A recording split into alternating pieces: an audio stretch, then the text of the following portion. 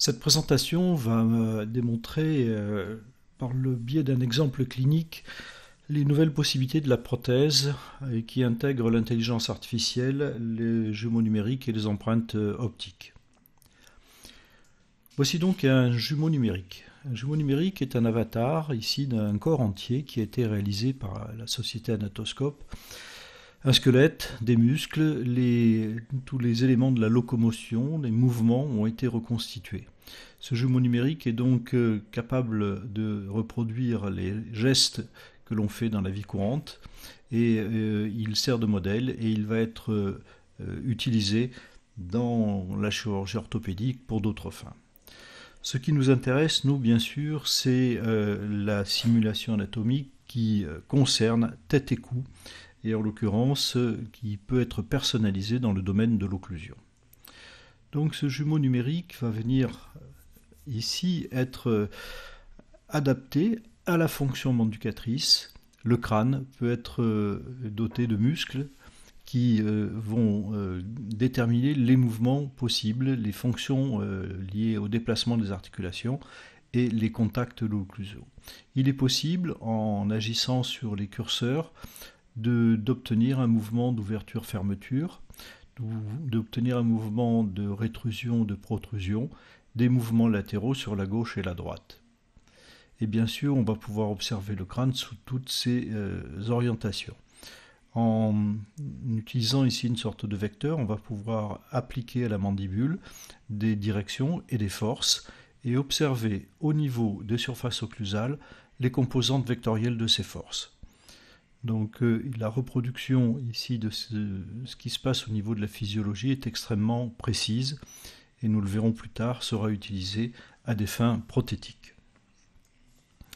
Dans une vue plus rapprochée, nous voyons ici que les critères de l'occlusion ont été donc intégrés dans l'intelligence artificielle qui permet d'animer ici ce modèle anatomique. Donc ce qui nous intéresse, nous, c'est la position des dents. Les dents, on les voit ici au niveau du haut en transparence et on peut tout à fait observer les contacts qui se situent à la surface, au niveau des surfaces occlusales. Mais encore plus loin, il sera possible, avec les systèmes prothétiques, de positionner les dents, de les orienter et de répondre à la détermination des critères occlusaux que le praticien aura définis. S'il s'agit de la prothèse adjointe totale, prothèse partielle, on va pouvoir définir l'existence ou non de contact du côté travaillant ou du côté non travaillant. Alors l'intérêt bien sûr par rapport à un jumeau générique, c'est de pouvoir le personnaliser. Il est possible, nous voyons ici dans cette petite vue qui s'anime, à partir d'un smartphone, d'obtenir un scan facial du patient. Il y a également d'autres méthodes, mais le smartphone est un élément très simple à trouver. Ce smartphone va donc être corrélé avec le jumeau numérique et on va donc pouvoir transposer les données du patient par rapport à cet avatar tout à fait générique. C'est un petit peu comme si on utilisait un arc facial pour aller positionner la tête du patient dans l'articulateur. Et sur ces différentes vues, on peut faire apparaître ou disparaître la tête du patient et faire apparaître ou disparaître les dents. Donc le cas clinique que nous allons présenter concerne une prothèse adjointe complète au niveau du maxillaire et une prothèse adjointe partielle au niveau mandibulaire. Dans ce cas, nous allons, puisque la prothèse maxillaire a été complètement reconditionnée, c'est-à-dire qu'on a rebasé la face interne de l'appareil, on aura validé les plans d'occlusion ou rendu l'appareil stable au niveau de la bouche et conservé la dimension verticale, conservé ou rétabli d'une dimension verticale. L'empreinte va donc se concentrer dans un premier temps sur l'intrado de cette prothèse adjointe totale. Nous voyons la caméra ici qui enregistre la partie du bourrelet latéral plus tout ce qui est au niveau du palais. Donc c'est une empreinte qui se fait très rapidement. Bien sûr, l'appareil est tenu à la main, donc c'est très simple et très confortable pour le patient. Et en quelques minutes, puisque là la capture est un peu accélérée, mais 1 minute 27 ont été nécessaires pour réaliser cette première empreinte. Ensuite, nous allons réaliser la capture de l'extrado de ce même appareil. Et pour cela, nous repartons depuis un bord qui a été numérisé, de façon à ce que la caméra puisse se localiser et redémarrer donc le scan. Ici encore, l'image que nous voyons à l'écran a été accélérée de façon à ne pas trop pénaliser le temps de cette conférence. Vous verrez que le temps qui a été globalement utilisé va s'afficher. Voilà, là aussi, c'est quelque chose de très rapide. Voilà, donc on numérise, on repart d'un bord latéral, les faces latérales des dents, puis on bascule du côté palatin, et enfin, on ira capturer la surface du palais. Alors, la surface du palais n'est pas toujours très simple à numériser parce que c'est un endroit qui est assez lisse. On peut dans ce cas imager de mettre quelques repères en relief pour favoriser la capture de cette zone. Une fois que ceci est réalisé, on se retrouve avec ce genre d'image 3D qui montre bien l'extrado et l'intrado de cet appareil.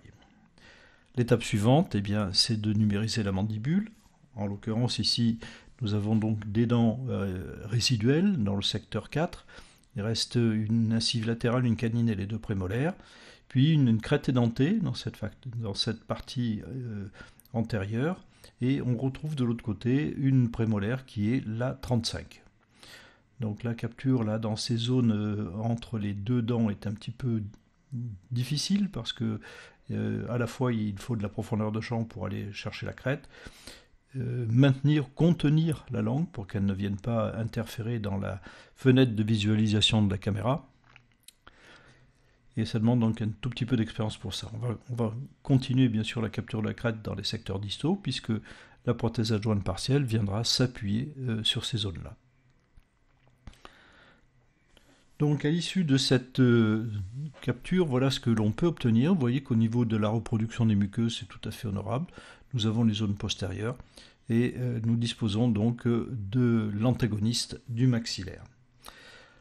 La dernière chose que nous allons faire, eh bien, ça va être d'enregistrer l'occlusion et puis d'enregistrer dans cette situation quelque chose d'un petit peu particulier, c'est-à-dire que nous allons scanner les dents et sortir la caméra au niveau de la lèvre pour aller enregistrer le nez. Et nous verrons plus tard à quoi cela sert. Ça va permettre de corréler en fait une partie des captures intrabuccales avec l'image extrabuccale qui aura été capturée en 3 dimensions là aussi. Donc voilà cette image un petit peu bizarre qui est partie des incisives et qui est remontée le long de la lèvre puis le long du nez. Il faut essayer de capturer assez haut sur le nez pour pouvoir l'appliquer ensuite sur l'image faciale. L'occlusion est donc enregistrée très simplement en bouche, en remettant bien sûr les deux appareils. Dans cette situation, nous sommes en relation centrée, puisqu'il y a plus ça a été réglé pour cela, et à la bonne dimension verticale du patient. À partir de là, il est déjà très simple de disposer de 2 modèles qui peuvent s'engrainer. On va pouvoir créer en fait des modèles avec des pilastres qui vont maintenir la dimension verticale d'occlusion. Nous voyons dans la partie droite de l'image ici la reproduction du palais, qui est donc l'inverse en quelque sorte de l'intrado de l'appareil. Ensuite, eh bien, il va falloir assembler ces images, c'est-à-dire l'image correspondant à l'appareil du haut et l'image correspondant à la capture du nez. On va donc faire coïncider les incisives sur ces images pour assembler le tout. L'étape suivante, eh bien, c'est de réaliser le scan 3D de la patiente. Ici, nous voyons Alexandre Forest équipé de son système qui va permettre la capture en tridimensionnel. C'est le RevoPoint 2, un petit appareil, vous voyez, très maniable, qui est connecté à un ordinateur et le logiciel, ici, reconstruit au fur et à mesure les données faciales du patient. Une fois que ceci est fait, nous disposons d'une image qui ressemble un petit peu à ça, avant qu'elle soit correctement reconstruite. C'est un petit peu brouillon cette image, mais ça va permettre la suite du traitement. Donc cette image qui est saisie, pour la petite histoire, la patiente est munie d'une Charlotte, parce que ce type de scanner ne capture pas bien les cheveux ou les parties noires. Il est possible immédiatement d'obtenir donc la version STL de cette capture qui sera utilisée au laboratoire.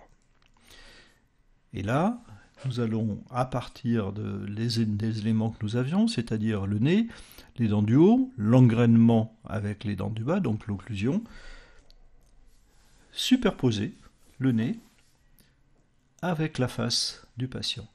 Et ainsi, nous disposons, comme si nous avions un arc facial, de la possibilité de situer le plan d'occlusion par rapport aux repères faciaux, c'est-à-dire le plan de Camper, et puis bien sûr la distance par rapport aux axes de rotation de la mandibule. Donc voilà une image qui nous permet déjà de commencer la conception des appareils en orientant correctement le plan d'occlusion, la situation par rapport à la symétrie faciale, et donc l'orientation dans le plan frontal du plan d'occlusion. Donc voilà les données telles qu'elles apparaissent dans le logiciel de la Fox 3D. Et bien sûr, là, c'est Christophe Sirex qui prend la main pour les étapes de conception puis de réalisation. Un bon de commande doit être réalisé, dans lequel on indique le nombre de dents qui est à remplacer, la teinte, et puis quelles diverses caractéristiques que le praticien pourra demander dans cette situation. Nous avons donc les deux moulages qui sont positionnés, comme nous l'avons vu tout à l'heure. Ils sont situés correctement dans la dimension verticale et dans le sens antéro-postérieur. Ceci permet d'aboutir très rapidement à une sorte de modèle qui correspond à la première étape de la conception des deux appareils. Donc nous revoyons ici la corrélation qui se fait entre le nez et l'image 3D, et donc la situation de l'orientation du plan d'occlusion par rapport au repère habituel qui est le plan de Camper, que l'on situe autrefois avec un plan de Fox. Donc voilà ce que ça donne lorsqu'on remet un petit peu de couleur dans l'ensemble. Une vue de face où il est possible d'apprécier le futur sourire. Donc c'est un élément qui permet de travailler à la fois sur la fonction mais également sur l'esthétique. On peut tout à fait présenter au patient une prévisualisation de ce que donneront ces appareils. Donc techniquement, voilà des aspects donc dans le plan latéral, les deux vues latérales, de part et d'autre, gauche et droite. Et puis l'intelligence artificielle qui est située dans ce logiciel va commencer le positionnement des dents. Tout cela, ne l'oublions pas, est également guidé par, en arrière-plan, ce jumeau numérique qui sera capable d'exécuter les mouvements que nous avons vus au tout début de cet exposé. Donc les dents sont non seulement agencées dans le plan au niveau de l'occlusion statique, mais ils vont pouvoir être agencés dans le cadre de l'occlusion dynamique liée à la reproduction de ce jumeau numérique parfait. Conception du châssis, alors là on est tout à fait technique, on va visualiser comment vont se positionner les dents sur le châssis, avec des vues plus réalistes. Alors ce châssis a été éventuellement discuté et conçu avec le praticien qui peut donner des indications. On avait des taquets occlusaux qui étaient placés, donc là où se situent les crochets. Une autre vue réaliste de la situation. Tout ça, ça permet une validation avant la mise en œuvre de la fabrication. Voici une autre vue frontale. Toutes ces vues sont effectivement très valorisantes du futur travail.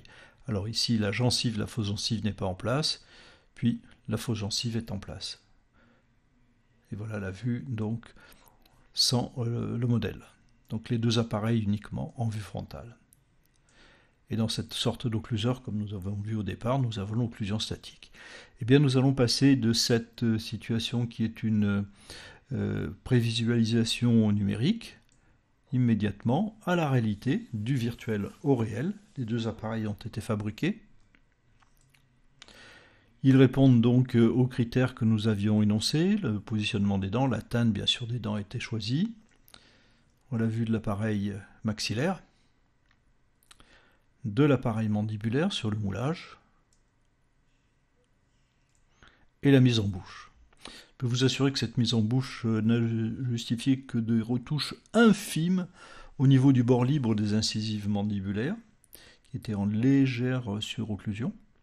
Une occlusion parfaite au niveau des parties latérales, l'intégration de la teinte par rapport aux couronnes existantes, qui sont des couronnes full zircon dans ce cas-là, et un petit sourire de la patiente qui exprime sa satisfaction. Ou dire la patiente un confort parfait dès l'insertion. Voilà pour cette présentation donc, qui sera faite très prochainement dans le cadre de la SOP.